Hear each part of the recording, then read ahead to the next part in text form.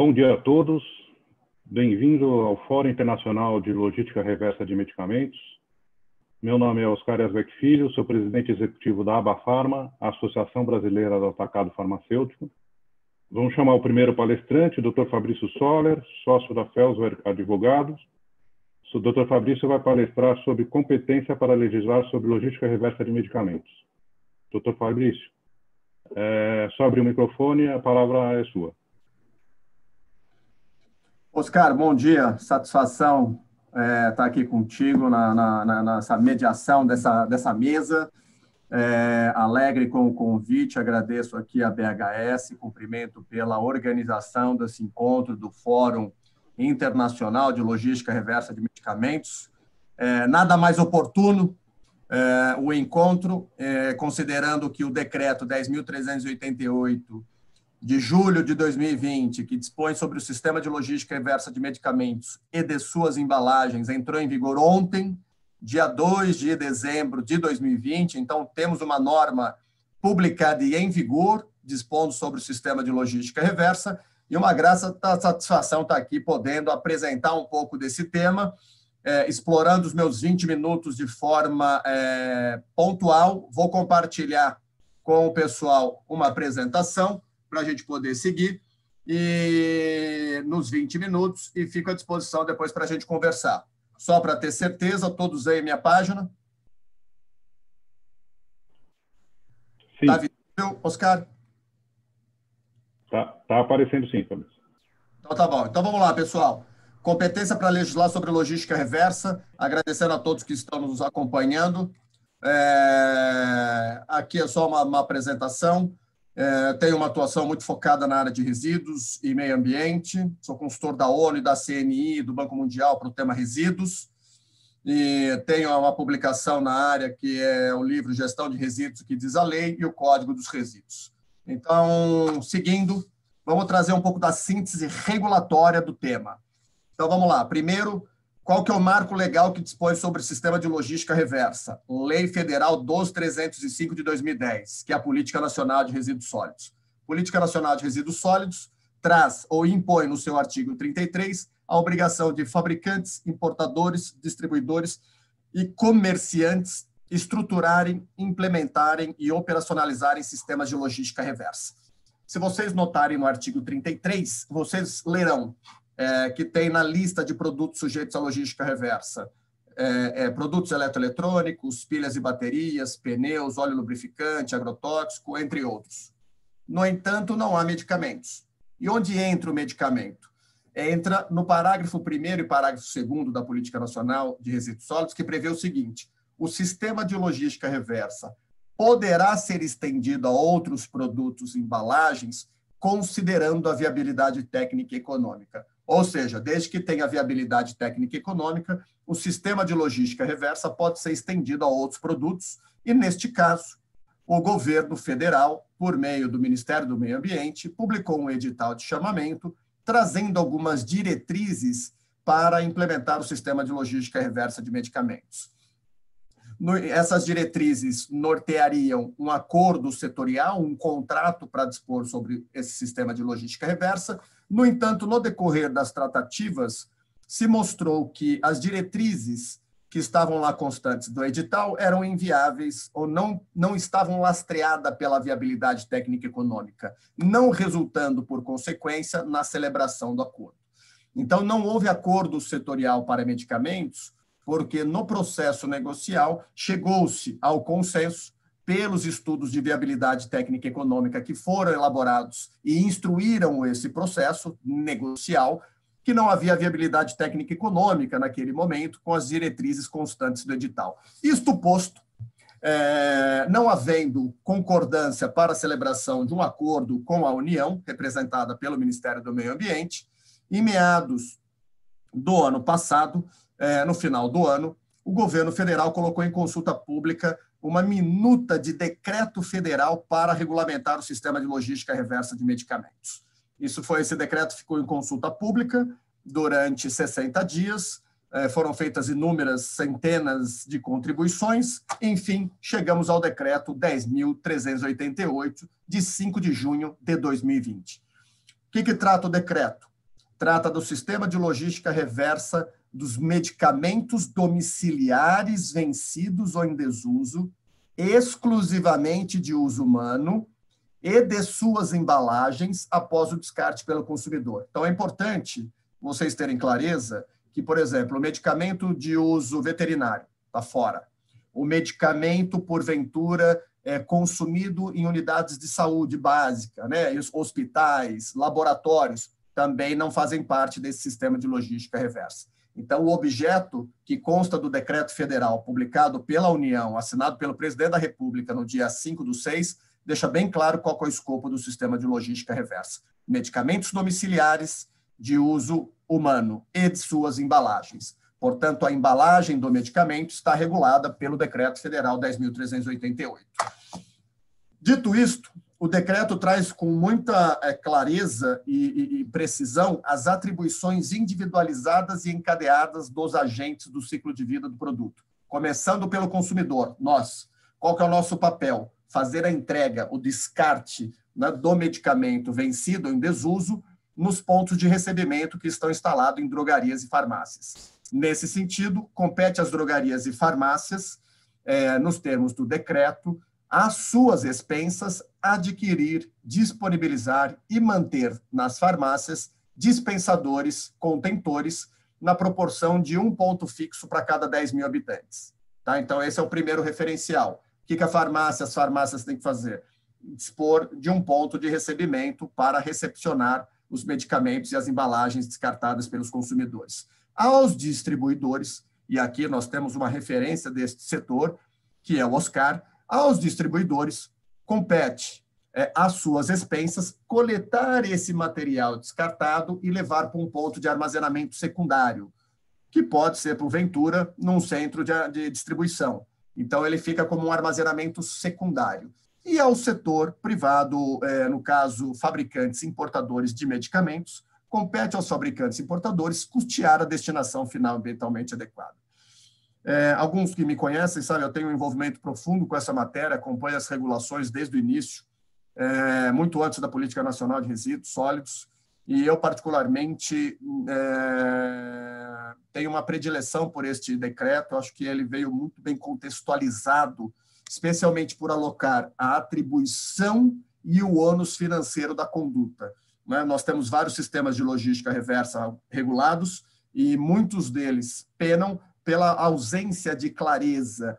Traz apenas a obrigação, mas não traz a responsabilidade financeira, criando uma dificuldade operacional. No entanto, este decreto, diferentemente de vários, ele é muito preciso, muito contundente a alocar nos agentes do setor econômico, a cada um deles, fabricantes, importadores, distribuidores, comerciantes, a sua responsabilidade e, naturalmente, devidamente alinhado com a Política Nacional de Resíduos Sólidos, que é a Lei 12.305. O que é importante trazer para vocês? Que os medicamentos, nesse processo de logística reversa, poderão ser gerenciados como não perigosos, de forma exatamente a viabilizar o sistema. Imaginem vocês começar com essa discussão de que o resíduo descartado é perigoso, a farmácia vai ter que fazer licenciamento, estudo de impacto. Para. Nós queremos ou não queremos um sistema para atender ao usuário, ao consumidor?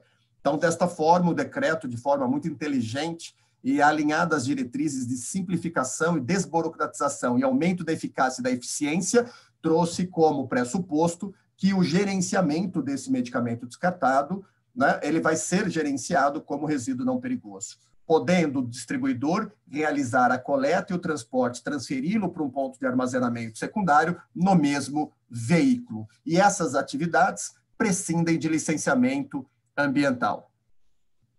Uma palavra, primoroso, esse contexto, né, que visa a viabilizar, a dar um lastro de conformidade, segurança jurídica para a operação do sistema de logística reversa. Importante que os agentes disponibilizarão as informações sobre o sistema de logística reversa no Manifesto de Transporte de Resíduos. Para isso, eu chamo a atenção aqui especialmente dos geradores de resíduos sólidos sujeitos a Plano de Gerenciamento de Resíduos, PGRS, que são geradores de resíduos industriais, estabelecimento prestador de serviço, comercial, entre outros, o prazo a partir de 1º de janeiro de 2021, quanto à obrigatoriedade de utilizar o MTR, Manifesto de Transporte de Resíduos, que eu vou trazer logo a mais aqui para vocês. E um outro ponto importante, que a responsabilidade dos fabricantes, importadores, distribuidores e comerciantes será aferida de forma encadeada e individualizada para o cumprimento das obrigações. Indo um pouco mais à frente, compartilho com vocês o cronograma. Então, nós tivemos o decreto publicado no dia 5 de junho. Decreto esse que entrou em vigor agora ontem, o decreto 10.388. Começa a primeira fase do Sistema de Logística Reversa de Medicamentos. Nesta primeira fase, nós temos agora em março, até março, a instituição do grupo de acompanhamento de performance e até maio a estruturação de um mecanismo para prestação de informações. A partir de setembro, que é a segunda fase do sistema de logística, nós temos a habilitação dos prestadores de serviço que poderão atuar no sistema, elaboração de plano de comunicação e instalação dos pontos fixos de recebimento. Os pontos fixos são os pontos que serão implementados nas drogarias e farmácias. Importante vocês terem em mente que o faseamento do decreto prevê o seguinte: de setembro de 2021 a setembro de 2023, no período de 2 anos, todos os municípios com mais de 500 mil habitantes e as capitais deverão dispor de pontos de recebimento na proporção de 1 a cada 10 mil habitantes. Então, se vocês pegarem, por exemplo, a capital paulista, a cidade de São Paulo, que tem aproximadamente 12 milhões de habitantes, teremos mais de 1.200 pontos de recebimento no estado de São Paulo. 1.200 ou 12 mil? Agora me pegou, hein? Acho que são 12 mil pontos. Se você pegar cidades aí com 500 mil habitantes, nós temos 50 pontos. Então, veja, o processo começou. O decreto dispõe sobre essa estruturação, então nós temos essa primeira fase com os municípios com mais de 500 mil habitantes e capitais, e de 2023 a 2026, todos os municípios brasileiros com mais de 100 mil habitantes terão um ponto de recebimento para cada 10 mil habitantes. Então, esse é o cronograma estabelecido pela União, pelo governo federal, e que, no meu entendimento, tem lastro na sustentabilidade ou na viabilidade econômica financeira. Isso, aparentemente, é possível se cumprir. Tá? Indo mais além, o sistema de logística reversa, ele hoje tem uma atuação conjunta de 17 entidades setoriais, que, desde a publicação do decreto em junho, criaram um grupo de acompanhamento de performance, criaram um GAP, de forma criaram institucionalmente para avançar nos trabalhos relacionados à logística reversa. Então, você tem um conselho gestor, um comitê executivo, comitê técnico-operacional, comitê de comunicação e comitê jurídico, reunindo 17 entidades setoriais de fabricantes, importadores, distribuidores, comerciantes de medicamentos, e que têm trabalhado em conjunto para debater, por exemplo, o mecanismo de reporte, a operacionalização desse sistema, entender a viabilidade da instalação dos pontos, da distribuição, a atuação, as destinações finais licenciadas, entre outras disposições que estão previstas no decreto.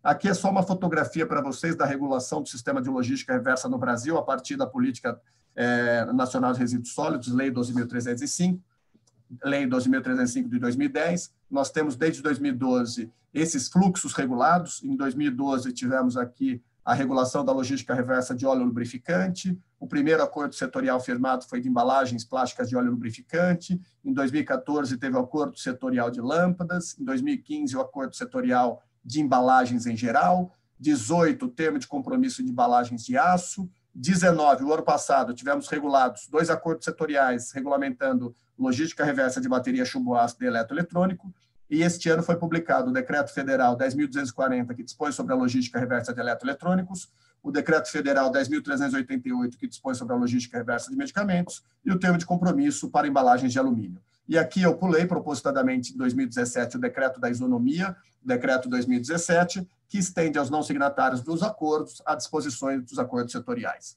Só lembrando o seguinte: quais são os riscos, as repercussões pela não implementação do sistema de logística reversa? Inquéritos civis ambientais e ações civis públicas ajuizadas pelo Ministério Público, a previsão de penalidade de multa administrativa pelo órgão ambiental, bem como o risco de enquadramento da conduta como crime ambiental. Em matéria de competência, eu queria ressaltar para vocês o seguinte: a Constituição prevê: compete à União e aos Estados legislar sobre meio ambiente. Então, a competência da União é dispor sobre normas gerais. Então, e aí no caso nós temos o Decreto Federal 10.388 que dispõe sobre norma geral, e inexistindo norma geral, o Estado pode exercer a sua competência. Isso aconteceu, por exemplo, no Estado de São Paulo, onde tem a decisão de diretoria da CETESB 114 de 2019, que é anterior ao Decreto Federal 10.388 de 2020, o Estado de São Paulo, exercendo a sua competência supletiva, regulamentou a logística reversa no Estado, e agora nós temos, no que se refere ao medicamento, o Decreto Federal 10.388. Anotando que o parágrafo 4º da Constituição Federal prevê a superveniência de lei federal sobre normas gerais, suspende a eficácia da lei estadual no que lhe for contrário. Tá? Então, com a superveniência de uma norma federal, ela suspende a norma estadual no que for contrário. E ao município compete sobre legislar assuntos de interesse local, entende-se meio ambiente como assunto de interesse local, o que se inclui resíduos. Mas, nesse ponto, olhando especificamente para a logística reversa, entendo, na minha opinião, que deveria ser preservado, neste momento, a competência da União e os estados, porventura, sempre observando como referência, no caso do medicamento, o Decreto 10.388. Aqui eu trago duas decisões, dois precedentes para vocês, do caso do Tribunal de Justiça do Estado de São Paulo. Ribeirão Preto regulamentou o sistema de logística reversa, né, no município. No entanto, o Tribunal de Justiça do Estado de São Paulo entendeu o seguinte: o município de Ribeirão não observou os requisitos fixados pelo Supremo Tribunal Federal para o município atuar em questões ambientais, que é o interesse local e a harmonia entre a norma municipal e as regras editadas pelos demais entes federativos. A norma do município de Ribeirão Preto não atende às peculiaridades do município, usurpou a competência da União, ademais, a lei local não está em acordo com a Política Nacional de Resíduos Sólidos. Além desse precedente, que traz, né, uma guarida para evitar regulações desproporcionais, desarrazoadas e, por vezes, incoerentes no âmbito local, de outro lado, nós temos aqui uma decisão, no caso do Estado de São Paulo, extremamente recente, que trata da logística reversa, especificamente no setor farmacêutico, em razão da decisão de diretoria 76, que antecedeu a decisão de diretoria 114 de 2009 da CETESB, e o Tribunal de Justiça entendeu que a competência supletiva do Estado de São Paulo, exercida pelo órgão ambiental, é compatível com a lei federal. Ou seja, o que a CETESB editou na decisão de diretoria estaria compatível com a lei federal 12.305. Nesse caso aqui, você vê que nem menção se faz ao decreto que dispõe sobre a logística reversa, porque acaba sendo, inclusive, anterior. E aqui, para concluir, acredito que muitos que nos acompanham estão veiculados numa lista de intimação, num edital de intimação veiculado pelo Ministério Público do Mato Grosso do Sul. Mato Grosso do Sul, por meio da Promotoria de Meio Ambiente da capital, veiculou um edital de chamamento, convocando empresas a demonstrar o atendimento do sistema de logística reversa no Estado. Porque, no caso, a logística reversa de embalagens, o Estado dispõe de um decreto federal, 14.340, que trata do sistema de logística reversa de embalagens. O Ministério Público veiculou uma listagem convocando as empresas para explicar, primeiro, comprovar o atendimento ao decreto, se não está sujeito, justificar ou não o cadastramento e, porventura, manifestar se tem interesse de eventual termo de ajustamento de conduta. O prazo para responder a esse edital é no próximo dia 11 de dezembro, sexta-feira da próxima semana, e as respostas devem ser feitas ao Ministério Público do Mato Grosso do Sul e ao IMASU, que é o órgão ambiental estadual. Então, fiquem atentos, observem essa lista, tem inúmeras empresas, tem empresas que não estão obrigadas a estruturar o sistema de logística reversa, tem empresas que estão, então são vários cenários, tem empresas cujos produtos não geram embalagens que compõem a fração seca do resíduo sólido urbano, então tem várias particularidades, Aqui o meu ponto é de alerta para que avaliem os casos específicos e não o caso geral. O meu produto é... Então, atenção, todos que nos acompanham. Por fim, chama a atenção de todos, como eu já havia adiantado, o Manifesto de Transporte de Resíduos passa a ser a ferramenta online que vai rastrear a movimentação de resíduos no país. O MTR, ele está aqui, o site, inclusive, eu coloquei para vocês, mtr.cinir.gov.br. Todo gerador de resíduos sujeito a Plano de Gerenciamento de Resíduos Sólidos, PGRS, está sujeito à utilização do MTR a partir de 1º de janeiro de 2021. Tá? Quem que é obrigado? Quem que tem a obrigação de elaborar plano de gerenciamento de resíduos? Gerador de resíduo industrial, estabelecimento comercial, prestador de serviço, mineração, entre outros que estão previstos expressamente no artigo 20 da Lei 12.305 da Política Nacional de Resíduos Sólidos. Então, prestem atenção, o prazo agora é 1º de janeiro, então fiquem atentos que essa é a ferramenta que vai lastrear toda a movimentação de resíduos sólidos no país. Queria aqui, em termos conclusivos, então, chamar a atenção de vocês que o Decreto 10.388, de 5 de junho de 2020, decorre de um processo administrativo no Ministério do Meio Ambiente, instruído pela União, com estudo de viabilidade técnico-econômica, com discussões que não resultaram no acordo setorial e foi objeto de um decreto colocado em consulta pública, que chegou no 10.388. Decreto esse que traz atribuições individualizadas e encadeadas, decreto que prevê a regulação dos medicamentos e de suas embalagens, e, além disso, eu apontei para vocês as repercussões jurídicas da não implementação do sistema de logística reversa. No caso, inclusive, do Mato Grosso do Sul, que tem um edital de chamamento, gostaria de lembrar que, no caso do setor de embalagens, existe em andamento no Mato Grosso do Sul 136 ações civis públicas foram ajuizadas contra várias entidades e empresas cujo pedido é a implementação do sistema de logística reversa. Tem o risco de penalidade administrativa, que já tem acontecido no âmbito dos estados, e eu acho que essas são as considerações finais, e atenta ao MTR, cujo prazo é 1º de janeiro de 2021 para utilização obrigatória, e atenta ao prazo do edital de intimação do Ministério Público do Mato Grosso do Sul, que é na próxima sexta-feira, dia 11/12. Oscar, muito obrigado, volta para você.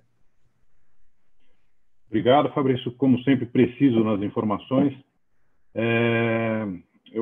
Está aberto lá o perguntas e respostas para que os ouvintes que queiram tirar suas dúvidas possam postar. E já tem uma primeira pergunta aqui, doutor Fabrício, e é justamente sobre o edital do Mato Grosso do Sul. Qual a sua opinião e a sua posição sobre esse edital de intimação? Nós sabemos que tem mais de 9.000 empresas lá. Veja, o que é, na verdade, ali é um trabalho conjunto. É um estado relativamente pequeno, tem uma atuação coordenada entre Ministério Público, órgão ambiental e Tribunal de Contas. O edital, de certa forma, ele pressupõe que um grupo de empresas não atenderam ao edital, e no fundo é o seguinte: quem já está cumprindo a regra é prestar informação, quem não está cumprindo tem que se atentar às disposições, porque Mato Grosso do Sul é só a ponta do iceberg.